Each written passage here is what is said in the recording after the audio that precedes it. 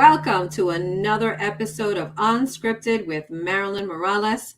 Today I have a very special guest. I'm not going to tell you who he is yet, but this is a clue.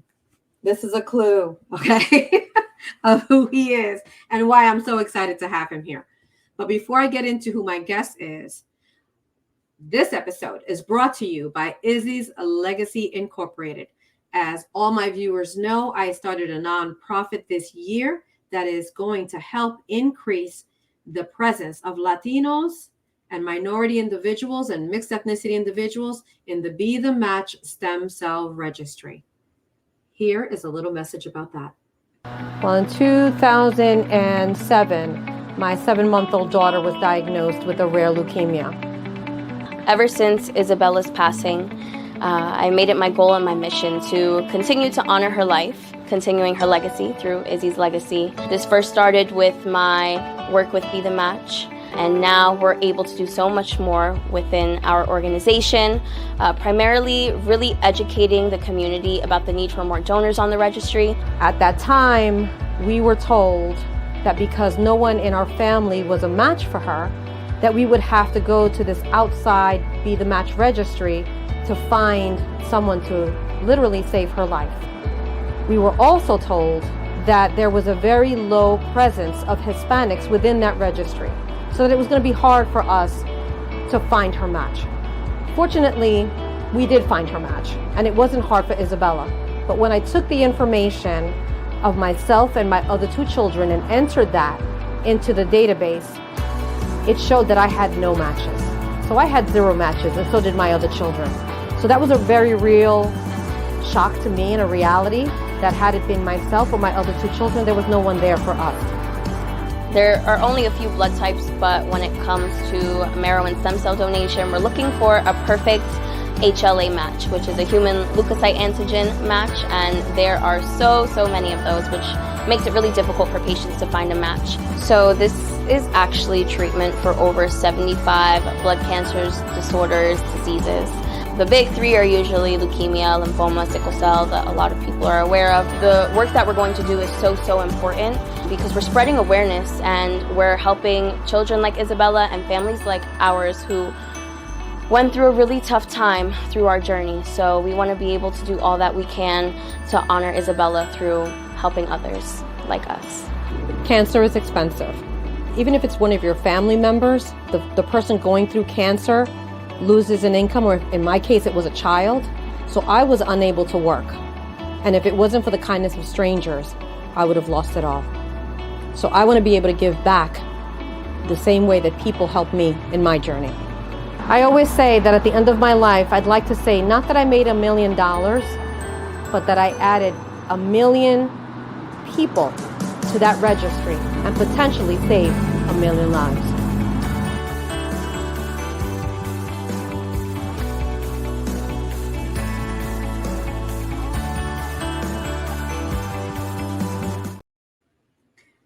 So with my mission being focusing on the Latino community, I'm so excited today for my guest, Mr. Federico II Martinez Rodriguez. He and I met a couple of weeks ago on a Zoom call, right? We haven't met in person yet. Through Connected Leaders Academy, Jose Escobar, who happens to be the titanium sponsor from my first Let's Get Busy for Izzy fundraising gala that's coming up September 16th here in Cherry Hill, New Jersey. He introduced the 2 of us, and immediately he and I hit it off. So let me read his bio. I am Federico II Martinez, known as FICO, a husband, family man, U.S. Army vet, a 10X business coach, relationship and transformation architect who empower success, inspiring life's true potential on individuals and businesses. I am from Lares, Puerto Rico, a small town located in the Midwest region of the island. Fico's been married for over 21 years, and I love this, to the amazing, spectacular, and gorgeous Doris Martinez. Together, they have 3 children, Cris, my champ, he says, he wrestles, who's 18, was born in Germany, Liz, the brains and artist, who's 16, born in Augusta, Georgia, And Liana, the super firecracker, the girl that can do any physical sport. She is currently in gymnastics and is 11 years old, born in South Korea. So this family has been everywhere. They are a family of athletes. FICO says, I am a proven, caring, and transcendent leader who retired as a lieutenant colonel on December 30th, 2022, after serving honorably in the United States Army for over 21 years as a communications officer. I helped organizations, teams, and people overcome their challenges and meet their goals. Let's welcome FICO to the show. Hello. Hey, what's going on, Marilyn? Thank you very much for that tremendous introduction. I'm very humbled to be in your program, your podcast. This is amazing, and I got touched with that introduction about Izzy. So, hey, many blessings to you, and again, thank you for the opportunity of being here. Well, thank you so much. And, rarely do I get the opportunity to connect with somebody. Boricua, right? There you go. You see it? Matching. It's like the matching pajamas game, It's like, I need to find a shirt, I was like, let's go. Let's do it. It's amazing. And behind me, you can barely notice, but behind me is the flag of my hometown.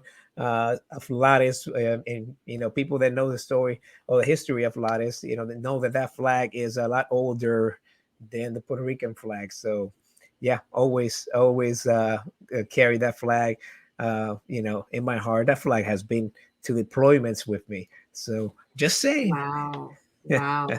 Yeah. Very impactful. Yes, I just gave my viewers a different view so they could see the room, so they can see your flag and the American flag.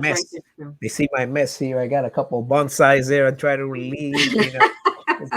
Yeah, I got a couple. I got to turn off I have a water fountain there. Was making too much noise. Probably was going to distract this conversation. No, just plug it. Yeah, listen. So when we connected a couple of weeks ago, we hit it off immediately as if we were family. Immediately. And I was like, FICO, you got to be on my show. 100%, right? You've served our country for so many years. You've gone through a lot of different challenges and things, and you shared a lot of those with me. So I want you to share with my viewers something about your life and a challenge that you had and how you overcame that. Yeah. So, well, and again, like you mentioned, we connected right away. I feel so at ease with you. It's like talking to family, and yeah, we connected. It's a low vibration, we attract each other and instantly just connected. So yeah, going back to the challenge or the issue that was the biggest one that probably started my journey that I end up in 2022.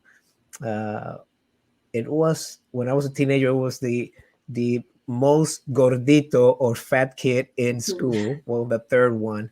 There was two, but we were separated by a few pounds only. So any given day, I could have been the number one. I was a typical Latinos, right? Typical Latinos. A lot of them are. Yeah, because mom and grandma just gotta eat, you gotta eat. Oh, papito, you look like no more. And every time you visit someone, you gotta eat. So no, just own it. I was chubby. Listen, and I have to say this: if you're skinny, right? Because I tried to gain weight. I was so skinny as a child, and my mother felt responsible, like she was doing something wrong because I wouldn't gain weight. No matter what she fed me, I wouldn't gain the weight, right? So there's this mindset on that a nice, healthy, robust child is a reflection on that mother. Is there not? Oh my goodness. Yeah. It's like eat your pollo and habichuela. Hurry up. Let's sit down. And like, oh my, rice and beans. But yeah, just to make the long story short, I was the third chubbiest. I like this girl, as a teenager in middle school. You're going to start liking girls. It's normal. But I like this girl that was one of the cutest ones in the school. And by the way, it was a Catholic school. And there were nuns and everything. If you hear about the nuns, the stories are true. But anyway, this little FICO, the young FICO, decided to take a risk right at Valentine's Day for this cute girl, and decided to take the next step to give it to her, hoping, I don't know, that she said something yes. But anyway, she looked at the card, she looked at me. Oh, we can be friends, but I don't like you. You're fat. and like, so my weight was getting in between me and and whatever I wanted to do. So I could have right then just become the chubbiest kid in the school or do something about it. Okay, because this FICO wanted something to get done. FICO chose to take action, Right. start doing exercise, running, playing basketball. I got very active, doing all things you can. You should have seen me, like how I started. The first thing I did was run. And it was not running. For me, it was. But it was that run. It was like I closed my eyes. I looked like a light pole 50 feet away, and closed my eyes. And I got there, and I kept going, and I kept going, I kept going, right? And eventually, when I got to high school, in less than 2 years, I lost over 50 pounds. Wow. And I was unrecognizable. And like I was not popular in my previous school. I was bullied in my previous school because of the way I looked. I got all kinds of bad things going on, but I have my personality and I have my desire and grit and passion to do things. But anyway, I got to high school. I cannot remember high school because I don't know. It's like I was not popular. I was not doing a lot of things other than studying, and I have great grades.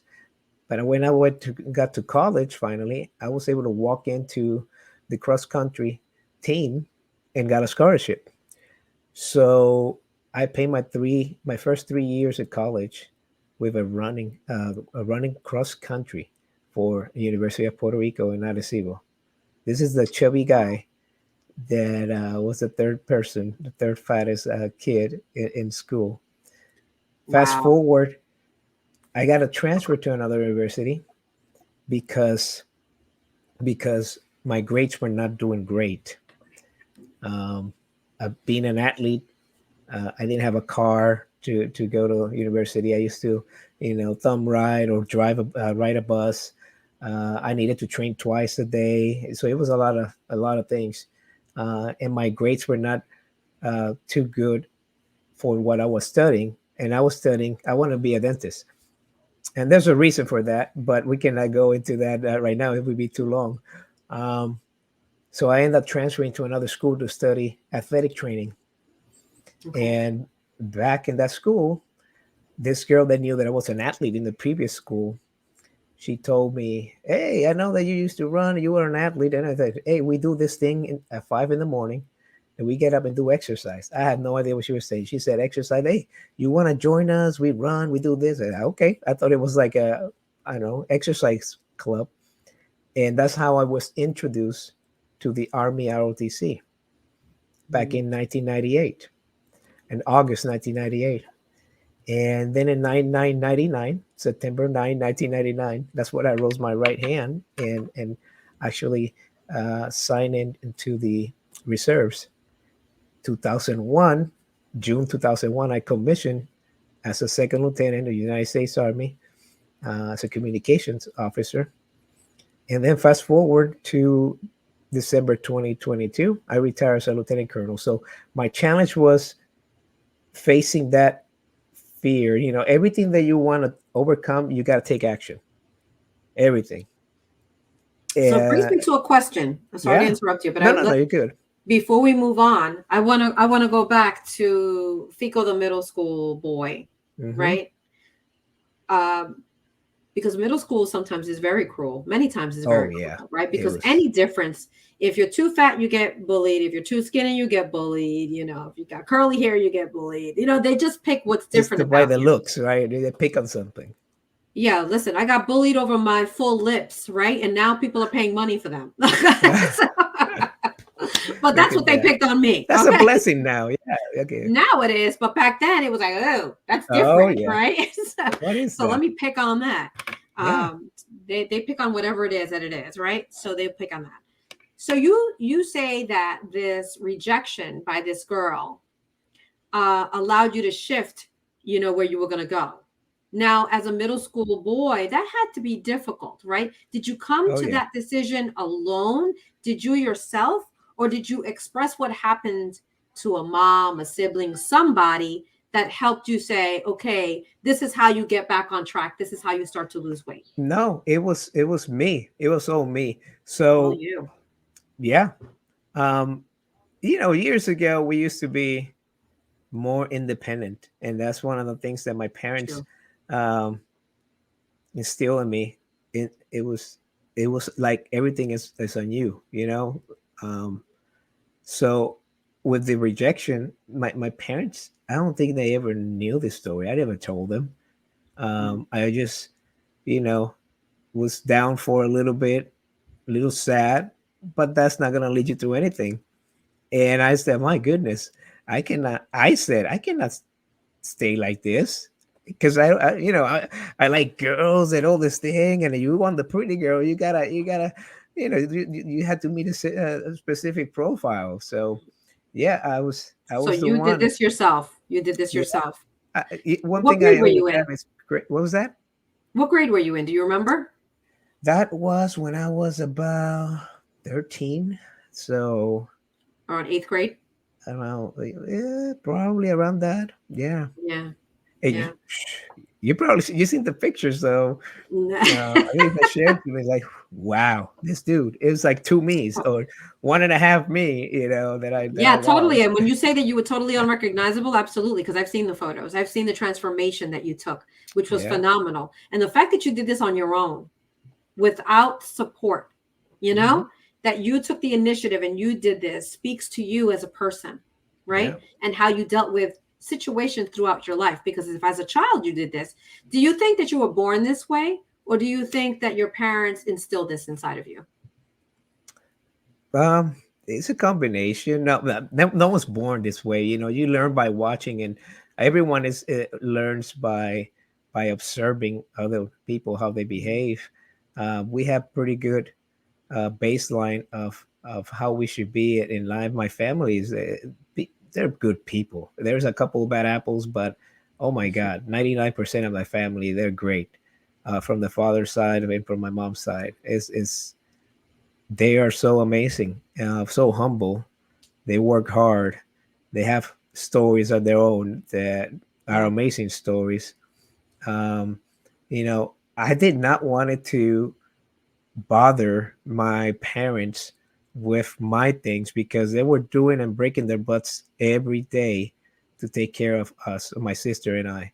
Right. My mom was a school teacher, English school teacher for over 30 years, and my dad was a bank accountant. So my dad used to leave at 7 in the morning, come back at 6 in the afternoon, all day out there. And, they get paid pennies, and they just want us to succeed. Right. Right. Amazing. Amazing. Yeah, because there's a subject I talk about a lot, which is resilience. Sometimes people, when you go through challenges, difficult challenges within your life, they talk to you about how strong you are, right? I don't happen to like the word strong, because it says that somebody that went through the same thing that didn't have the same outcome is somehow weak, right? Yeah. And I don't think it's a Everyone is weakness. unique. Yeah. Everybody's unique. I don't think anybody's weak. I think that you know what you know, right? And if you have the support systems in place, if you have the knowledge to get through things, if you have, just like you just said, excellent models of resiliency, then you learn to be resilient yourself and to take matters in your own hands, because you learn by watching. Yeah. 100%. But Absolutely love that. once I start going, that's when people started, like, I start seeking friends. They used to go to a gym. I like, hey, used to go to the gym and find them in the gym and do some workouts with them. And my neighbor had weights, and I used to go over there. Hey, can I use your weights? So it was like, it was crazy. Yeah. You just got to get going, and all of a sudden you start seeing that people want to help you. That's it, right? And then, Mhm. and more importantly, is be open to that. We can't do Yeah. life alone. We have community, and we have to be open to accept the help that people offer us, right? Right. So as a business owner, as an entrepreneur, somebody who's moving into those spaces, sometimes you feel like you have to do it all. How do you actually let go and let other people help you? Uh, it just I'm very coachable, approachable. I have a learner's mentality. Okay. It is just I don't I don't pull myself back from anyone that comes to me and say, hey, how can I help or anything like that. I do that. Well, I'm gonna pull that back. Probably with my wife is the only one, with the family. No, they got this. I got this. That's what everyone does. But no, you just have to be open minded. We have flexible, coachable. Absolutely. To be able to get all those things. I don't know. There's nothing special. It just happens. That's just the way you are. That's right. Just the way Well, that you are. this is like this community right now. If I'm not here, people cannot see what I do or you do, right? If That's you're not putting yourself out there, taking the risk to put yourself out there and have conversations and let people listen to your conversations, you're never gonna know if they can help you. No one can help you if you don't put yourself out there, right? You gotta just have to put yourself out there, and collaborations start coming, and people will be amazed how many good people out there. There's a lot more good people than bad people, and people don't understand that. They want to see you succeed, especially those that have been there and done that. That's what I noticed. People that have no reason to help you, they're already done that, and millionaires, retired, whatever they call it, but they really want to help people. Yeah, like, and just let them. And here, interesting. I just went to Puerto Rico myself for vacation. I saw my hair still on vacation, right? So I went there, and as soon as I got off the plane and I walk off and I'm at the airport, just the culture, right? And it's different because I wasn't raised in Puerto Rico. I was raised in New York City, and I hadn't been there in 15 years, right? So I'm walking and people are just approaching me, right? Just having conversation, which is so different, right? And that my kids were like, why is anybody coming up to you and talking to you? I was like, I don't know. Well, they announced it. Marilyn Morales is coming. Hey. And it wasn't just there at the airport. Like we would go to the beach and I would be online and there would be people just having open conversations. And it was just beautiful. I didn't want to come back. Yeah, I did not want to come back. The people so humble and so. Yes. That's one of the things, like you look at them like, wow, and other people complain, and it's just so humble. It's so happy. So happy. Humble and happy. Yeah. I was just like, even though we're at the beach and we're in places that we're going to have fun, it was just anybody, anywhere you went. If I was buying food, if anywhere that I went, I was met with the same thing. So, yeah. And do you know what? The other day I heard that vitamin D is the secret for happiness. So if you're not getting a lot of vitamin D, you're probably going to be a sad person or an angry person or whatever. So, yeah, take your pills or get some sun. Or go to Puerto Rico, right? Yeah, there you go. Go somewhere hot where there's lots of sun. Party time. I agree with that. Listen, I heard something as you were speaking that I want to circle back to. 2001. Yeah. And being in the military. Oh yeah. That was an important time in our nation's history. Yes, ma'am. That was the 9/11. So we share that as well, right? September 11th. And what that meant to you and being in the military. Can you talk to me a little bit about that? Oh, it was big. It was huge. Why? Because I was scheduled to get married September 13th. So I remember this day. I didn't know, people were naive. I just got it, commissioned as a second lieutenant. I'm still waiting for my order so I can go to the States on my first duty station. And it's September 11th. I'm laying down in the bed and I'm looking at this like, what in the world is going on here? Right. So I got married still. Not a big wedding or anything. That's something that I owe my wife, by the way. You better get on that. Yeah, we'll see how we do it. Yeah, that's why I'm trying to bust my butt in this. She's been with me all this time. Do the math. She was doing all the deployments with 3 kids, and it was a game changer. You were walking into something that was, supposed to be not that hard of a job. But when we hit the ground running, when I went to Germany, it was like training every weekend, training. Like, what is going on here? And I didn't understand. But we were getting ready to go to Iraq.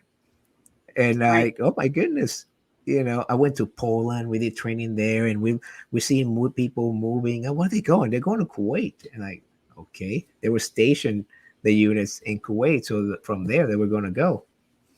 And and deploying in the first rotation for Operation Iraqi Freedom.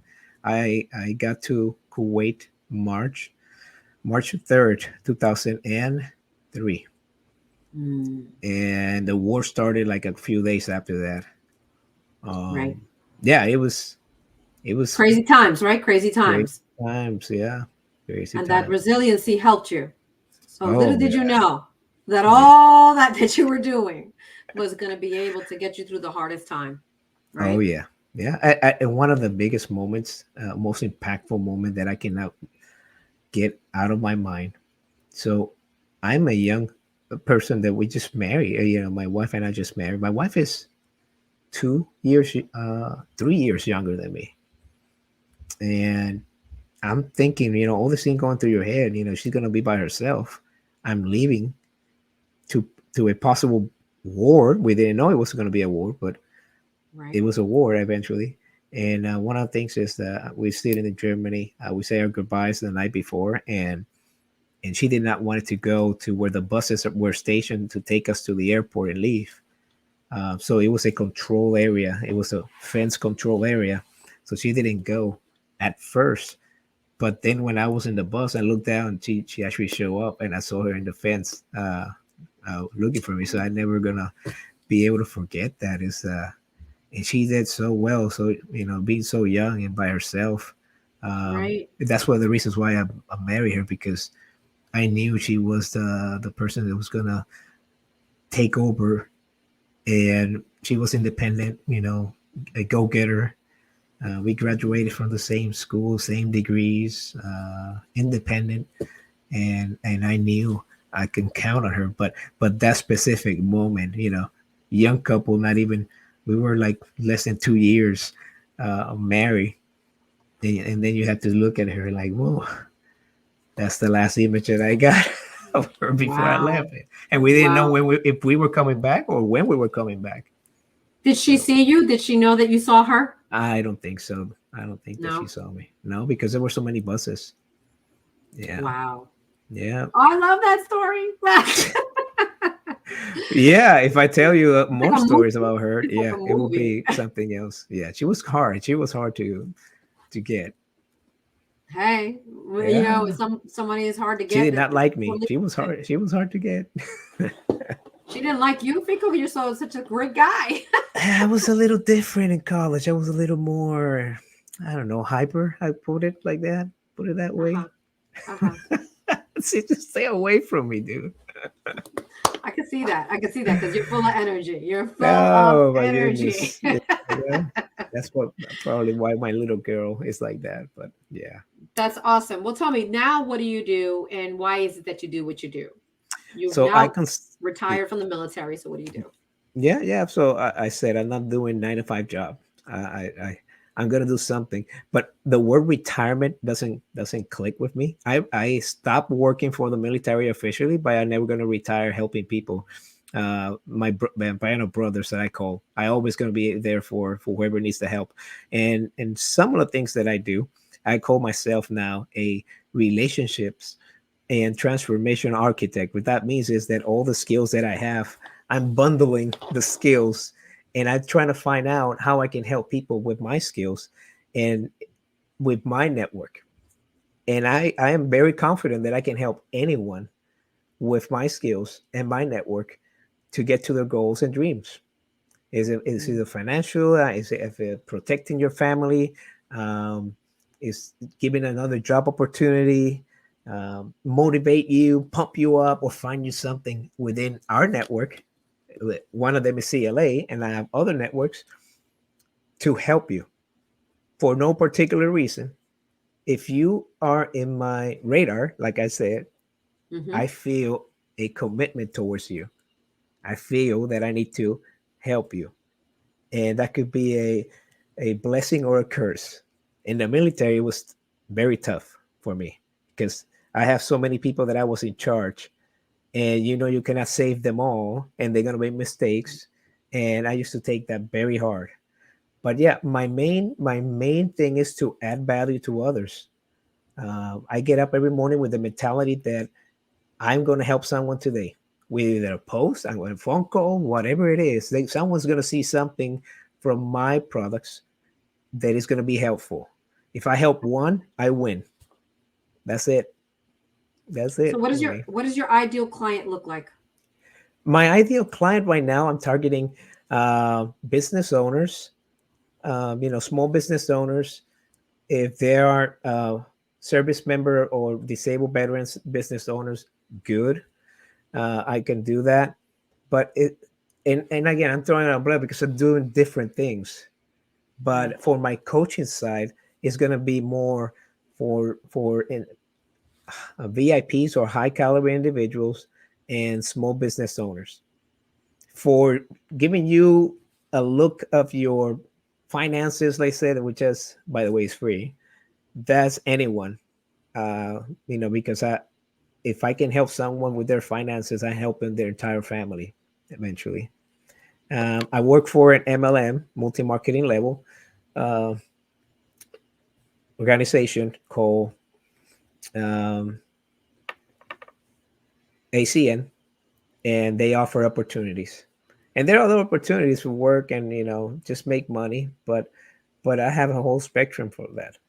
For the speaking, it could be anyone that gives me a gig.